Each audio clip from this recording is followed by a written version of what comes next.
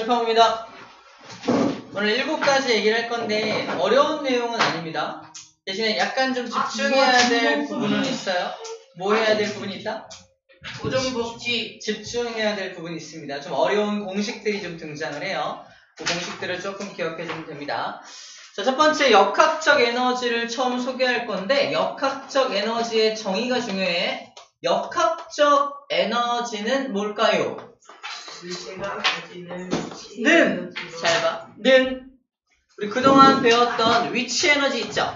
네. 위치 에너지하고 뭘 더한 값이다? 운동 에너지를 더한 값을 바로 역학적 에너지라고 정의합니다. 운동 에너지와 위치 에너지를 더한 값을 역학적 에너지라고 정의를 해요. 자, 그럼 볼게요. 자유낙하 운동 하나를 예를 들 건데 높은 곳에 어떤 물체가 정지해 있습니다. 이 A라는 물체는 무슨 에너지를 가졌을까요? 위치 에너지요. 정답! 위치 에너지를 가지고 있습니다. 쌤이 여기서 정지하고 있다라고 했으니까 무슨 에너지는 없다는 거야? 운동 에너지는 없다는 겁니다. 저 녀석은 무슨 에너지만 가진다? 위치 에너지만 가지게 되는 거야. 질량 설정할게. 10kg이라고 설정할게요. 그리고 높이는 몇 미터 할까? 10m 합시다. 자, 문제. 이 녀석의 위치 에너지는 얼마일까요? 위치 에너지 얼마일까요? 공식을 찾아봐요. 공식을 지난 시간에 배운 것 같은데. 무게 얼마일까요? 곱하기 높이요. 무게 곱하기 높이 맞습니다. 공식은 뭐냐면 자, 여기 써줄게요. 위치 에너지 공식 뭐였지? 위치 에너지는 어떻게 구한다? 9.8 곱하기 m 질량 곱하기 높이 9.8 mh를 구합니다. 9.8 곱하기 m은 얼마라고요? 10이라고 설정해 준 거야. 10kg이 질량이야. 10을 집어넣으면 돼요. h에 뭘 집어넣어요? 높이, 하이가 h거든요. 그래서 h에다가 10을 집어넣어서 위치 에너지가 얼마 나온다? 980 맞아요. 줄이 나오게 됩니다. 이 녀석의 운동 에너지는 있어요? 없어요? 없죠. 둘을 합쳐봐. 합치면 얼마 나옵니까? 980줄. 그렇죠. 980줄이 나오죠. 이거를 역학적 에너지라고 써볼게요. 자, A라는 위치, A라는 물체의 이 위치를 A라고 할게요. A라는 위치에서 이 녀석의 역학적 에너지가 얼마니? 그러면 980줄이 나오게 되겠죠? 맞나요? 자, 이제 손을 놓을 겁니다. 손을 놓을 거야. 저 물체 어떻게 되죠?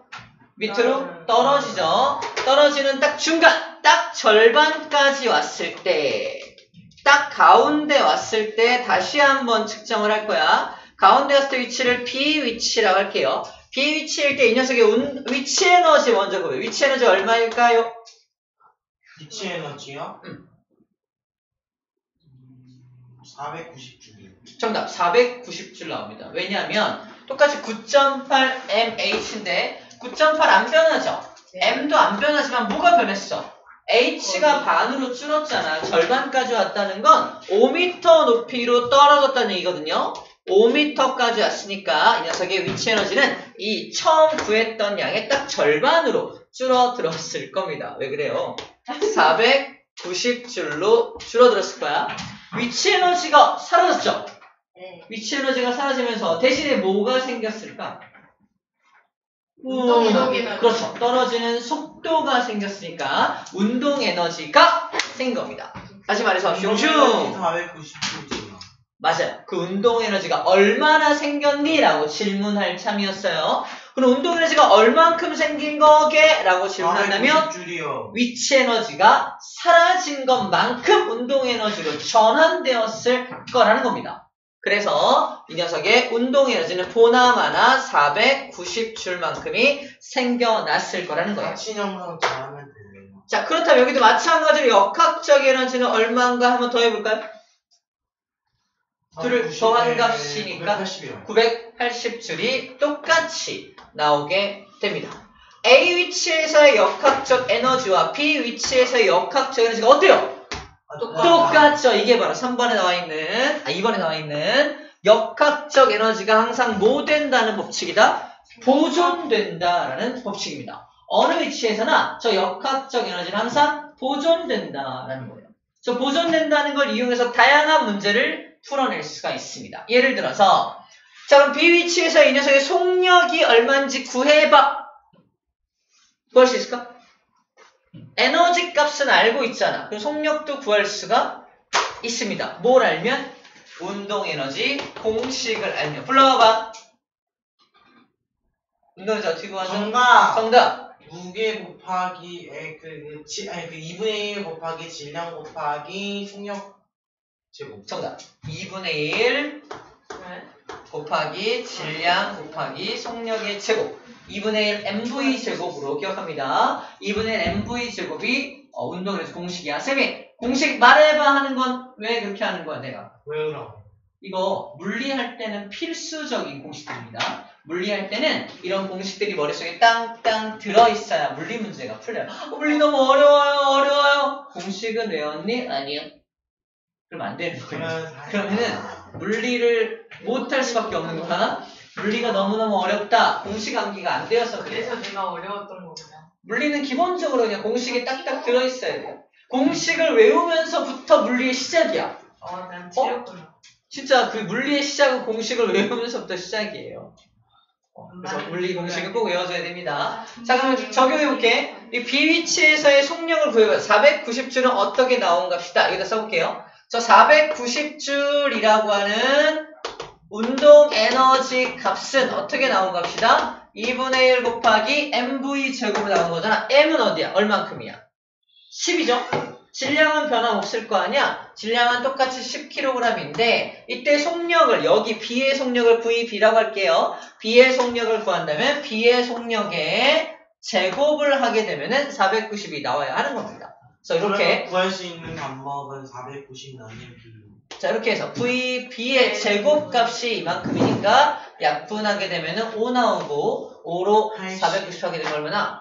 5, 8은 40, 5, 9, 45. 98이에요, 98. 98줄인가요? 98줄이 V제곱 나오죠. 그러므로 V값은 루트 98m/s가 나오게 됩니다. 별로 안 좋아하는 루트가 나왔어요. 그죠? 저 루트 그 제곱 좋아하거든요. 제곱으로 해서 빠져나오면 됩니다. 아무튼 루트를 빠져나오지 않더라도 이런 식으로 구할 수 있다는 것만 알면 되겠습니다. 아, 구할 수 있구나. 근데 속력값을 제곱이지? 구할 수가 있습니다. 아예 루트를 안 배웠는데. 루트를 안 배웠어요. 그런 게 그냥 구할 수 있구나. 지금 되게 신비로운 눈빛을 보고 있어요. 그렇게 V값을 구할 수 있구나라는 정도만 알면 됩니다. 알겠죠? 구할 수 있구나. 이 속력의 제곱값이 98이니까 속력도 구할 수 있다는 겁니다. 아시겠죠? 이렇게 구할 수 있다라는 걸 보여주고 있는 거예요. 아, 너 구할 수 있구나. 너 알 수 있어. 라고 할 수 있는 거예요. 자, 마지막 C라는 위치. 바닥에 닿기 직전입니다. 바닥에 닿기 직전의 값을 C라고 한다면 이 녀석의 위치 에너지 얼마일까요? 정답. 빵입니다. 배고프다. 자, 그럼 운동 에너지가 얼마일까요? 빵. 왜? 980줄! 바닥에 닿기 직전이니까 가장 속력이 980줄! 빠르겠죠.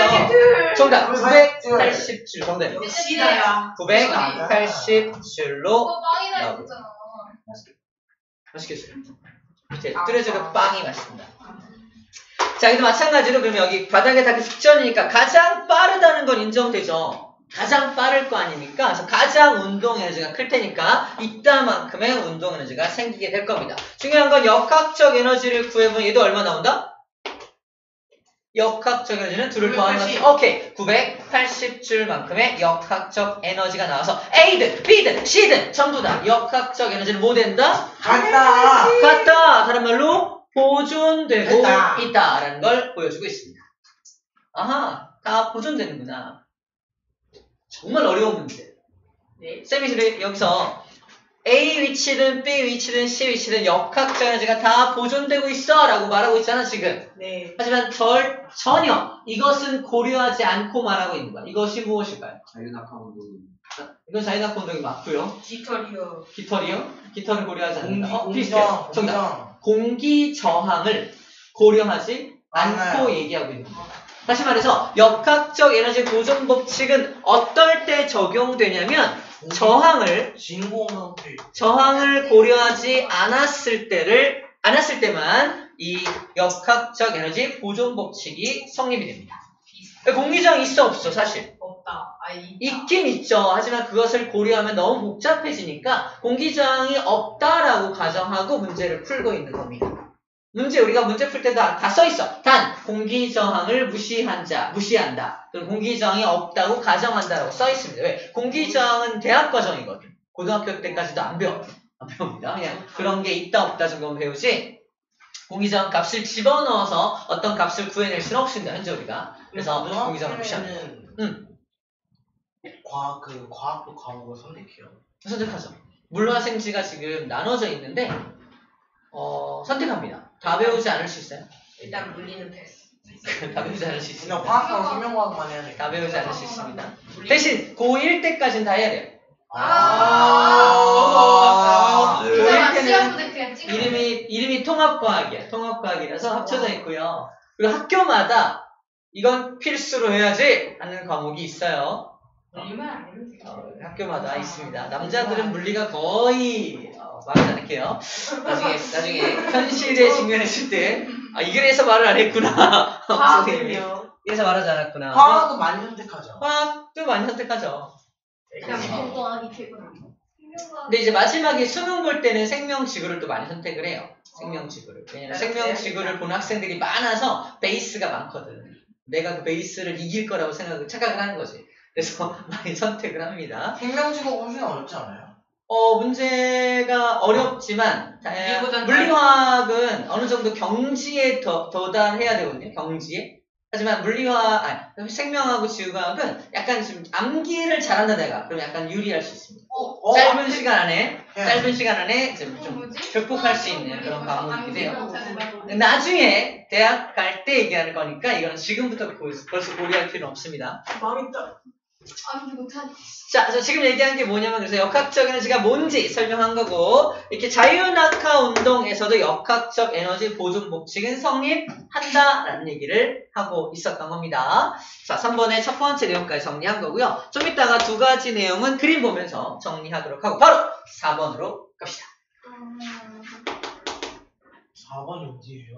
에너지. 저의 종이에요? 에너지. 지금 에너지의 종류가 나와 있죠. 첫 번째 무슨 에너지 소개되어 있습니까? 빛 에너지. 두 번째 소리 에너지. 세 번째 열 에너지. 네 번째 화학 에너지. 다섯 번째 전기 에너지가 소개되고 있습니다. 쌤 몸속에는 빛 에너지가 있을까요? 아니요. 쌤 머리 뒤에서 이렇게 있네요. 있죠? 인내심이 좀 필요합니다. 빛 에너지는 사실 몸에서 나오진 않죠. 빛 에너지 빼고 나머지는 다 있습니다. 네. 쌤 몸속에 있는 소리 에너지 내고 있네요. 그죠? 내고 있죠. 쌤이 내는 열 에너지 어디죠? 체온 유지할 때 나오고 있죠. 쌤이 내는 화학 에너지 내는 화학 에너지는 없지만 쌤이 먹는 밥, 빵! 이게 다 에너지입니다. 자, 정리할게요. 화학 에너지가 뭐냐면 물질 속에 저장된 모든 에너지를 화학 에너지라고 합니다. 그러면 우리가 먹는 우리가 먹는 모든 음식은 다 이 안에 뭐가 들어있는 거야? 화학 에너지가 들어있는 거예요. 맛있겠다. 쌤도 밥을 안 먹으면 소리를 낼 수 있니 언니? 못 낼 거 아니야, 그지? 밥을 먹고 화학 에너지를 먹고 그 화학 에너지를 전환시켜서 소리 에너지로 바꾸고 있는 거예요. 화학 에너지를 전환시켜서 열 에너지를 내고 있는 겁니다. 그래서 밥을 안 먹으면 쌤 어떻게 돼요? 죽죠. 왜 죽죠? 에너지가 없어서. 심장박동을 시킬 에너지가 없고요. 체온을 유지할 에너지가 없습니다. 그죠? 그래서 죽게 되는 거예요. 쌤 몸속에 전기 에너지가 있을까요? 아니요. 있어요. 있습니다. 뇌에서 자 오른손 들어 왼손 들어 할 때 이거 무슨 신호를 하는지 알아요? 전기 신호로 하는 전기 신호를 하는 거야. 자 우리가 이거 본 적 있나? 죽은 개구리를 이렇게 걸어놓고 전기를 띡 가하면 다리를 이렇게 움직여. 살아나지 않아요? 다리를 막 움직입니다. 전기 신호가 근육 운동을 유발시킨다는 걸 실험적으로 확인할 수 있어요. 우리도 뭐 잠자다가 막 이러잖아요? 우리가 모르는 사이에 뇌에서 이상한 신호를 보내서 막 이렇게 움직이는 거. 그 정의하면 이 정도면 이상한 환자고요. 다리로 막 자다가 책상 막 붕치하고 그러잖아요? 자다가 막 끔찍 좀 놀라는 게 내가 원하지 않은 전기 신호가 근육으로 전달되기 때문에 그렇다 생각하면 되겠습니다. 잘 흔들리잖아. 자, 나머지는 무슨 에너지인지 다 알 거예요. 그래서 에너지가 전환되는 것도 지금 방금 화학 에너지로 다른 에너지를 전환해서 사용하고 있다는 것도 알게 될 겁니다. 자, 에너지의 종류, 전환, 이것도 좀 이따 그림으로 한 번 더 살펴보도록 할 거고요. 뭐 어렵지 않습니다. 어렵지 않고. 마지막, 이제 전기 에너지로 바로 넘어갈게요. 전기 에너지. 왜 전기 에너지를 우리가 열심히 배우는지 알아? 전기 에너지를 지금 열심히 배우는 이유는 뭘까요? 실생활에 도움이 돼서. 비슷해요. 비슷합니다. 어디? 왜 전기를 배울까? 왜 전기를 배울까? 우리 몸에 전기가 있어. 우리 전기가 있어서. 자, 이유는 두 가지가 있는. 첫 번째 이유는 뭐냐면 우리 일상생활에 가장 많이 사용되기 때문에.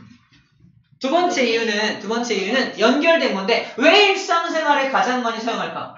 전기가 없으면 죽어서. 전기가 없으면 죽어서? 약간 달라요.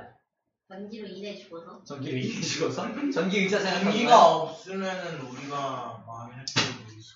그러니 전기가 없는 세상을 상상할 수 없을 정도로 굉장히 많은 전기를 쓰고 있잖아. 근데 왜 인류가 전기를 쓰기 시작했냐면 전기가 다른 에너지로 제일 잘 전환됩니다. 생각해봐. 여기 화학 에너지를 잔뜩 갖고 있는 여기 음료수가 있네요. 그지? 화학 에너지 있어 없어? 있잖아. 이거 빛 에너지로 바꿔봐. 지금! 안 돼? 이거 쉽게 안 바뀌잖아. 그치? 하지만 전기 에너지를 갖다가 야 빛으로 바꿔봐! 뿅. 금방 바꿉니다. 이게 다른 에너지로의 전환이 굉장히 잘 되는 에너지가 전기 에너지예요. 그래서 전기 에너지를 가장 많이 사용하고 있다라고 생각하면 좋을 것 같아요. 그래서 일상생활에 그래서 많이 사용하고 있구나라는 정도로 정리해두면 됩니다. 자, 우리가 오늘 배울 건 뭐냐면 그 전기 에너지를 어떻게 만들어내느냐에 대한 내용을 지금부터 소개할 겁니다. 어떻게 만드냐? 어떻게 만드는지 알아요, 혹시? 몰라요? 누가 만든지는 알아요? 몰라요. 에디슨이 전기를 만들었다고요? 일렉트로? 피카츄가 만들어요? 토르는 전기 끌어오는 거 아닌가? 자, 전기 에너지를 누가 만들었냐? 누가 처음 만들었다기보다 누가 처음 만드는 방법을 고안했냐? 이러면 플레밍이라는 학자. 모르겠다. 플레밍 또는 뭐 프랭클린. 왜 연날려가지고 전기 모았던 사람이잖아요. 전기 막 모으고 전기를 모았던 사람이고 이제 플레밍이라는 사람과 함께 이제 전기를 만드는 방법들을 고안하게 되는데 이 오른손 법칙 들어본 적이에요? 오른손 법칙? 네. 플레밍의 오른손 법칙 그렇게 하는데 아무튼 전기에 관련된 연구를 한 학자들이 여러 명 있었고 지금부터 배우는 게 정말 중요한 내용입니다. 보세요. 봐봐. 전기 에너지를 만드는 방법을 소개할게요. 준비물은 뭐냐면 전기 에너지의 생산. 준비물은 코일입니다. 코일이 뭐냐면 구리선이야. 구리선. 감싸는 거. 구리선. 옛날에 왜 전자석 만들기 실험 같은 거 해봤나요? 전자석 만들기? 네. 자, 그런 비슷한 건데 이거는 지금 코일이 감겨있는 방향을 잘 알기 위해서 그냥 쌤이 가운데다 철심을 박아 놓은 거고요. 이렇게 코일을 감아 놓은 철심을 하나 준비하고 이 코일을 그냥 검류기라고 하는 전기가 흐르는지 안 흐르는지를 검사하는 장치에 연결합니다. 째려봅니다. 자, 그냥 어떤 쇠에다가 코일을 막 감아. 이런 전선이야. 이런 전선들을 막 감아. 전선을 막 감아놓고 째려봐. 전기가 만들어질까요? 아니요. 안 만들어지거든? 근데 여기다 무슨 짓을 하면 전기가 만들어지냐면 맞아. 자석을 잘 봐. 자석을 N극이든 S극이든 상관없어요. 자석을 가까이 찡 가져가면 전기가 찡 만들어져. 자석을 가까이 가져가면 전기가 만들어집니다. 우리 옛날에 여기서 배웠는데 어디서 배웠냐? 우리 코일 도선 주위에 자기장 생기는 거 배웠죠? 네. 도선 주위에 자기장 생기는 거 어디서 배웠냐? 10강. 10강이라고? 9강. 너 막말하지 말고 지금 선생님 책보인 중이다. 8강. 막말하지 말고. 4강. 13강. 자기. 8강. 7강. 7강 때 우리 직선도선 주위의 자기장 배울 때 배웠거든요. 봐봐. N극이 다가오면 잘 봐. 이제 코일의 특성을 얘기해 줄게요. 지금 재밌는 얘기 할게요. 코일의 성질을 이용해서 전기를 만들 겁니다. 코일의 어떤 성질을 이용해서 전기를 만들 거냐면 놀라지 마. 이런 성질을 이용할 거예요. 정답. 네? 자력? 자력. 그렇네요. 자력. 맞다고. 자력. 얼마나 옛날 같은지 지금부터 얘기할게요. N극이 다가오면 코일이 그걸 좋아할까 싫어할까? 싫어해요. 싫어합니다. 아 꺼져 이런다고. 꺼져. 아 뭐야 꺼져 이런다고. 쟤를 밀어내려면 무슨 극을 만들어야 되죠 여기다? S극. 아 N극을 밀어낸다고. N극. N극을 위에다가 만들어야 합니다. 코일은 뭐하니까? 이거니까. 그죠? 전류. 다가오면 밀어냅니다. 나랑 사귈래? 자력? 미쳤나봐. 저 밀어내죠? 그래서 남자가 미안해. 난 네가 좋아서 알았어. 내가 포기할게. 간다? 그죠? 간다? 그럼 여자애가 뭐라는 줄 알아? 그건 잘 살아. 진짜 가란다고 가냐? 막 이래요.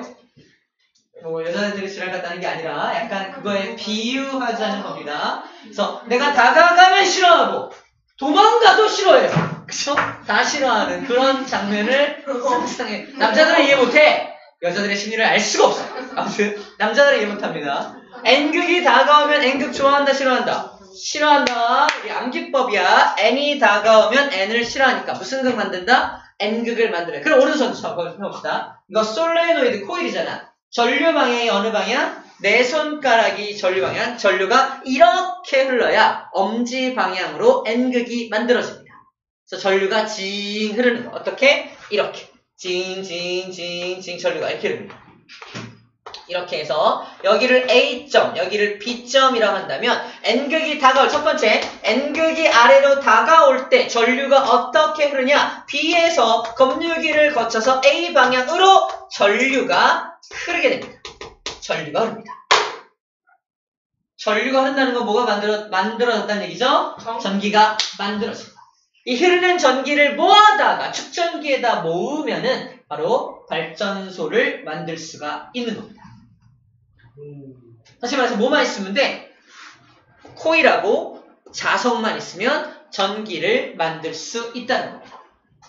코일과 자석만 있으면 전기를 만들 수 있다는 거야. 자, 이 전기 만드는 것까지만 하고서 잠깐 쉴 테니까 힘냅시다. 그럼 어떻게 전기를 계속 만드냐? 봐봐. 코일하고 자석 사이의 거리가 가까워지게 하거나 멀어지게 하면 됩니다. 일단 멀어지게 해볼게. N극이 멀어지면 이 코일이 좋아해요? 싫어해요? 좋아해요. 싫어한다고. 나 갈게. 도망가도 싫어한다는 건 도망가면 멀어지면 또 잡아당겨. 다가가면 밀어내고요. 멀어지면 잡아당깁니다. 네? 밀당하는 건가? 밀당이라니까. 이렇다니까. 남자들도 그런 남자들도 있어요. 그죠? 좀 잘생긴 나가. 무슨 말인 거. 아무튼 그런 남자들이 있습니다. 그래서 도망가면 얘를 잡는다는 건 무슨 극을 만든다는 거야? 부러졌거든요. 이거 맞아. 아무튼 N극이 멀어지면 잡아당기려면 무슨 극을 만들어야 돼? S극으로 잡아당겨야지. 이번에 S극을 만들어야 N극을 잡아당길 거 아니야. 그치? 그래서 S극을 만들려면 어느 방향으로 전류가 흘러야 돼? 이번에 반대로 이쪽 방향으로 N극을 이쪽으로 만들어야 되니까 반대 방향으로 전류가 흘러야 돼요. 정리할게요. 두 번째, N극을 멀리 가져가면 이번엔 반대 방향으로 전류가 흐르게 되니까 어떻게 된다? A에서 검유기를 거쳐서 B 방향으로 전류가 흐르게 됩니다. 요 G는 검유기라고 해요. 검유기. 전류가 흐르는지 안 흐르는지를 검사하는 장치입니다. 자, 이렇게 전류가 흐릅니다. 다시 말해서 자석을 띡 가져가면 전류가 이렇게 찍 흐르고요. 자석을 멀리 가져가면 전류가 찍 흐릅니다. 다시 말해서 자석을 왔다 갔다 하면 전류가 찍찍 흐른다는 거예요. 찍찍. 그럼 저 자석을 왔다 갔다 하면 어떻게 돼요? 전류가 찍찍 흐를 거 아니야. 왔다 갔다 하는 전기가 만들어지겠지. 이 왔다 갔다 하는 전기가 그 유명한 얼터너티브한 커런트 AC 전류입니다. 에이. AC 전류가 우리나라 말로 교류를 뜻해요. 교류. 아카라판테게 하는 커런트? 뭐라고? 얼터너티브 커런트, 교류 전류를 합니다. 에이. 그래서 플러스 마이너스가 수시로 바뀌는 거. 전류가 흐르는 방향이 수시로 바뀌는 전류를 교류 전류라고 하고요. 영어로는 얼터너티브 커런트 AC라고 합니다. 플러스 마이너스가 항상 정해져 있는 거 있죠. 예를 들어서 뭐 건전지 같은 거 얘가 플러스에 마이너스잖아. 이렇게 플러스 마이너스가 딱 정해진 녀석은 전류가 흐르는 방향도 딱 정해져 있죠. 이런 건 다이렉트한 커런트라서 DC 전류, 바로 직류라고 합니다. 교류와 직류를 소개한 거야. 그럼 발전소에서는 이 방법으로 전기를 만들거든요. 그럼 발전소에서 만드는 모든 전기는 다 무슨 전기다? AC 전기입니다. 그래서 전기에 감전되면 AC 하고 죽는 거예요. 뒤에 발 붙이지 않아요? 어? 뒤에 발. 아니, 발 붙이면 안 돼요. 큰일 나요. 손을 감전되면 발 붙이지 않아요. 발이 감전되면 발을 붙이는데 손이 감전. 농담이에요. 아 제발요. 알았어. 제 발요? 제 손요. 아니, 안 할게. 아, 미안해. 뭐하는데? 미안해. 욕하지 마. 미안해. 욕하지 마. 그게 아니라 저희만 남자들보다 수준 좋아, 지금 건 인정. 이번 거 너무했다. 동족을 찾아. 그치? 이번 거, 인정. 이번 거 너무했다. 헤드 너무했다. 아, 재밌는데. 발감정입니다. 그래요. 자, 교류와 직류가 뭔지 소개했고요. 여기 이렇게 이 방법으로 전기를 만드는 곳이 어디냐? 발전소입니다. 발전소에서 이 방법으로 전기를 만들어요. 우리가 알고 있는 발전소 하나 얘기해볼까? 발전소. 풍력발전. 봐봐. 풍력발전소 뭐가 돌아요? 붕붕붕. 풍차 같은 게 돌잖아. 풍차가 돌면, 봐봐. 풍차가 이 자석을 가진 풍차가 왔다 갔다 하는 거야. 다시 말해서 코일과 자석 사이 거리가 풍차의 프로펠러가 돌면서 왔다 갔다 하면서 거리가 가까워졌다 멀어졌다를 반복하는 겁니다. 전기가 만들어집니다. 아하, 그렇구나 라는 겁니다. 또 뭐 있죠? 무슨 발전소 있죠? 원자력 발전소. 원자력 발전소는 그 원자력의 에너지를 이용해서 물을 끓입니다. 물을 끓여서 물을 수증기로 만들어. 수증기를 만든다면 고압의 수기를 쏩니다. 쏴가지고 또 그 풍차를 돌려요.